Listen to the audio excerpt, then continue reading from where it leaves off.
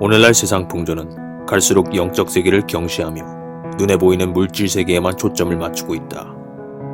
과학이 발달할수록 사람들은 과학 만능주의에 빠져 기독교를 비논리적이고 신비주의적인 구시대의 유물로 여기며 조롱하기 시작했다. 점점 반기독교화되고 복음을 거부할 뿐만 아니라 이제는 하나님을 대적하기까지 한다. 개인의 인권이 존중되고 자유를 만끽하면서 세상은 방종과 향락 문화 속에 날로 세속화되고 있다. 미국의 여러 주에서 낙태법이 통과되더니 마침내 동성결혼까지 유럽에 이어 미국 곳곳에서도 합법화되는 추세다. 현재 동성애에 관한 차별성 발언을 할 경우에 형벌을 가하는 차별금지법이 세계적으로 논란이 되고 있다. 차별금지법이 통과된 캐나다는 교육부가 17년 만에 성교육 교과과정을 개정하였다.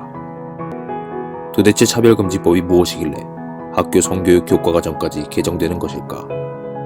차별금지법은 남자와 여자 사이에서의 차별만을 금하는 것이 아니라 동성애자, 양성애자, 그리고 트랜스젠더까지 어떤 형태로든 차별을 하거나 차별성 발언을 할 경우에 형벌을 가하는 법이다. 그렇기 때문에 남녀 양성 간의 성교육뿐만 아니라 동성 간의 성교육도 동일시하여야 한다는 것이다. 올해 2015년 4월 8일 버락 오바마 대통령은 백악관에 Gender Neutral Restroom, 즉 성중립 화장실을 설치했다. 이유는 레즈비언, 게이, 양성애자, 트랜스젠더 등 LGBT들이 화장실을 사용할 때 자신의 성 정체성으로 인해 불편함을 겪지 말아야 한다는 것이다.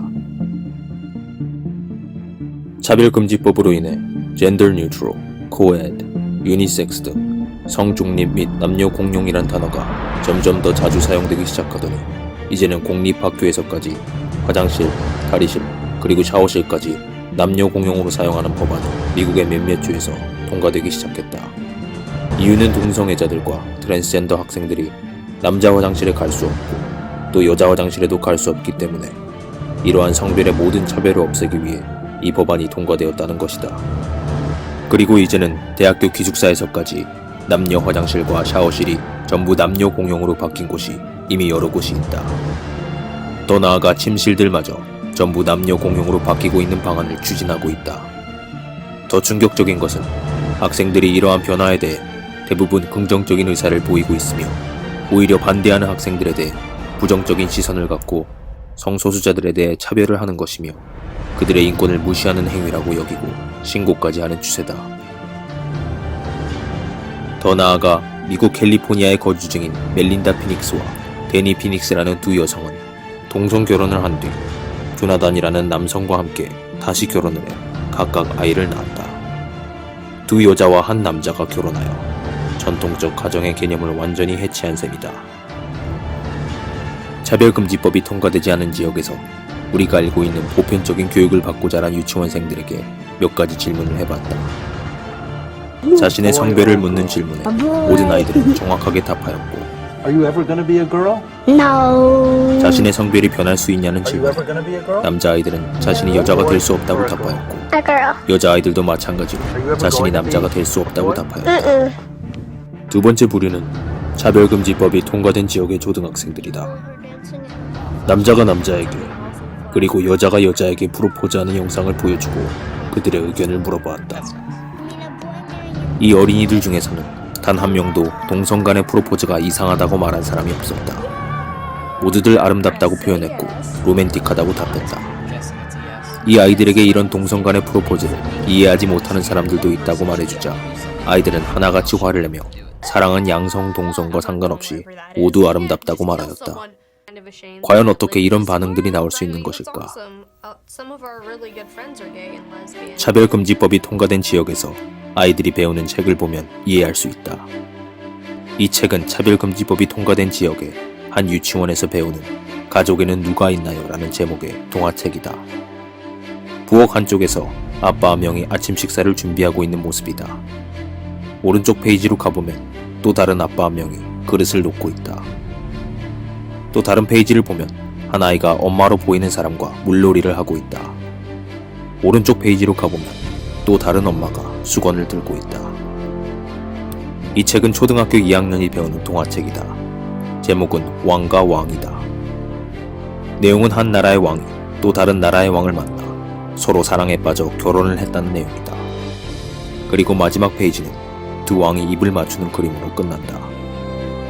이런 내용의 책을 학교에서 가르친다는 것을 알게 된 데이비드 파커라는 학부모는 동성결혼이나 성전환 같은 내용을 자신의 아들에게 가르치려면 사전에 자신에게 통보해달라는 요구를 했다가 학교가 부모를 고소하여 밤새 체포되어 감옥 신세를 지게 된 일이 일어났다.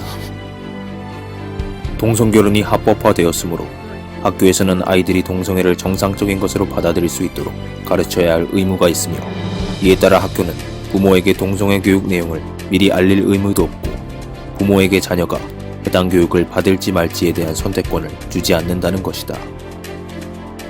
Courting Equality라는 제목의 책은 미국 전역의 수많은 학교 도서관에 커다란 하드커버로 비치되어 있다.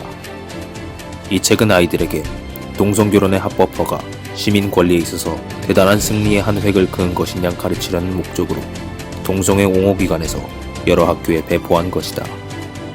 아이들은 동성결혼의 합법화가 과거의 아브라함 링컨이 흑인 노예들을 해방시켜준 것만큼 역사적인 인권 승리라고 여기고 있다. 현재 차별금지법 통과 이후 영국의 모습 또한 매우 심각하다. 크리스찬 서머스라는 정치인, 결혼은 남녀 사이에서 일어나는 것이라고 믿는다 라고 말했다는 이유로 소속 정당인 녹색당에서 출당되었다. 기독교 입양단체 캐톨릭 케어가 남성 동성애자 커플에게 아기를 입양해주지 않는다고 하여 단체 자체가 해산되었다. 테레사 데이비스라는 공무원은 동성 커플의 혼인신고를 받지 않아 해고를 당했다. 사라 엠브이라는 보육교사는 아이들에게 게이 커플 이야기가 담긴 동화책을 읽어주지 않는다는 이유로 해고를 당했다. 리차드 페이지라는 치안 판사는 아이가 남자 동성애자 커플이야 양육부 양육모와 지내야 한다고 했다가 최고법원으로부터 재교육 명령을 받았다. 한 타가소는 아이들에게 동성애를 잘 가르치지 않고 기독교적 시각을 감염시킨다는 이유로 허가 취소 경고를 받았다.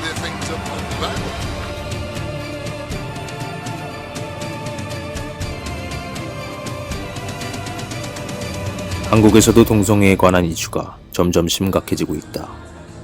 올해 6월에도 서울 광장에서 동성애 축제인 퀴어 축제 퍼레이드가 예정되어 있다. 대한민국의 민법은 혼인의 당사자를 남녀만으로 규정하지는 않으나 실질적으로 동성 간의 혼인은 불가능하다. 그렇지만 박원순 시장은 작년 2014년 10월 13일 허핑턴 포스트를 통해 미국 샌프란시스코 지역 언론 이그제미너와의 인터뷰에서 동성애 관련해 자신의 입장을 밝혔다. 나는 아시아 최초로 한국이 동성결혼을 합법화하길 원한다. 개인적으로 동성애자들의 인권에 찬성한다. 그러나 한국에서 기독교의 힘이 매우 강하다. 정치인들에게 쉽지 않은 문제다. 동성애를 포함시키도록 보편적 인권 개념의 범주를 넓히는 일은 활동가들의 손에 달려있다. 그들이 대중을 설득하고 나면 정치인들도 따라가게 될 것이다. 지금 그런 과정에 있다. 이미 한국의 많은 동성 커플들이 함께 살고 있다. 아직 법적으로 인정받지는 못하고 있지만 한국 헌법은 그들을 인정한다고 생각한다. 우리에게는 행복을 추구할 권리가 있다.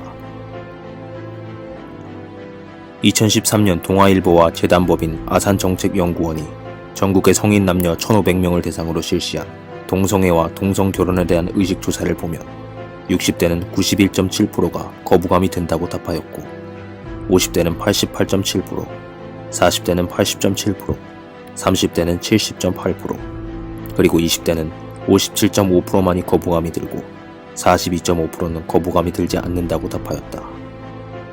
그리고 2013년 4월 리서치 전문업체 한국갤럽이 전국 성인 남녀 1224명에게 동성결혼을 법적으로 허용하는 것에 대한 찬반을 물어본 결과 60대는 6%가 찬성을 하였고 87%가 반대한다고 응답하였다.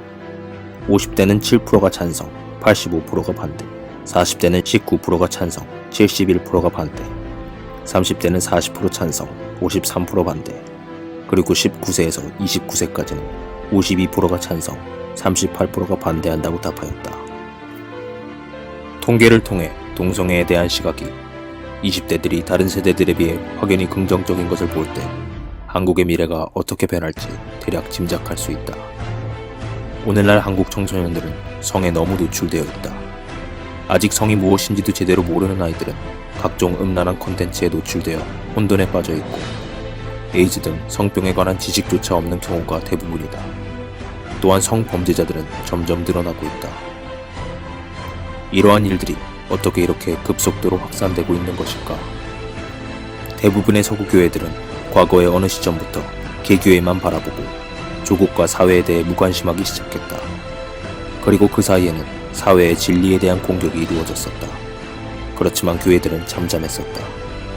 기독교인들의 영향력이 개교회에만 머물렀고 하나님의 말씀과 크리스찬의 문화가 그 나라와 지역사회까지 미치지 못했기 때문이다. 유럽 대부분의 교회는 이제 고령화되고 활력을 잃으면서 하나하나씩 문을 닫고 있다.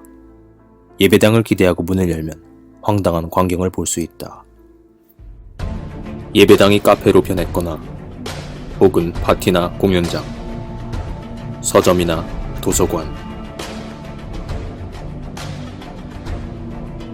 그리고 각종 레스토랑, 호텔이나 박물관, 심지어 피트니스 센터나 헬스장, 가구점이나 인테리어 가게, 혹은 술집이나 공연을 겸한 바, 스케이트파크나 놀이터,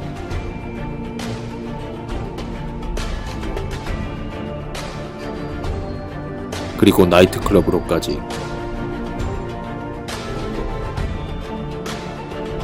무엇보다 무슬림들의 모스크로 제일 많이 바뀌고 있다. 설상가상으로 구기독교 지역에서의 인구 감소와 유입된 회교도들의 인구 증가로 기독교 문화는 계승되지 못하고 마이너리티로 전락하고 있다.